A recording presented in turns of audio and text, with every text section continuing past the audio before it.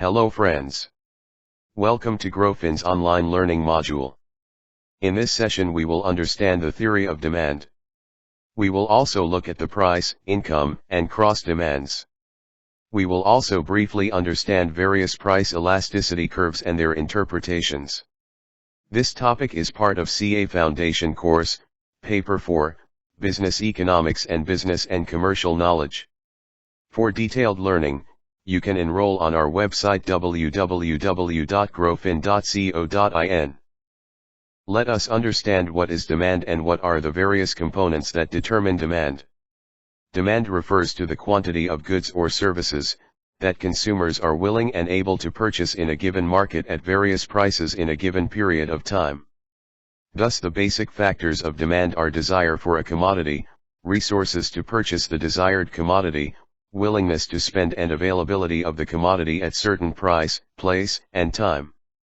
Hence these four aspects determine the demand of a particular product or service. As we now understand what is demand, let us now understand what is price demand, income demand, and cross demand. Price demand, it refers to the quantity of goods or services which will be purchased by the consumer at various prices. That is, a. higher prices, b. lower prices. At higher prices, lower quantities will be demanded, and if the price of the goods or services is lower, the demand is higher. Income demand, it refers to the quantity of goods or services which will be purchased by the consumer at various income levels. That is, a. higher income, b. lower income. If the income level of the consumer is higher, superior goods have higher demand, and at lower income, inferior goods have higher demand. Cross demand, it refers to the quantity of goods or services which will be purchased by the consumer based on change in prices of related commodities. That is, a. complementary, b. substitute goods. The increase or decrease in price of complementary goods will reduce or rise the demand of the product respectively. Let us now understand elasticity of demand curves and its graphical interpretations. Perfectly inelastic demand, when the quantity demanded does not change with the change in its price, then such demand is known as perfectly inelastic demand. Considering the price on y-axis and quantity on x-axis.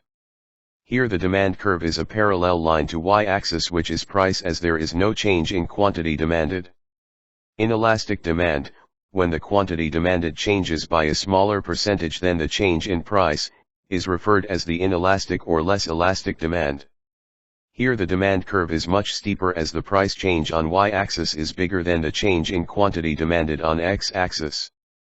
Unit elastic demand, when the quantity demanded changes in the exactly same proportion as the change in price, we get the unit elastic demand curve. This curve is either a 45-degree straight line or a rectangular hyperbola, also known as equilateral hyperbola.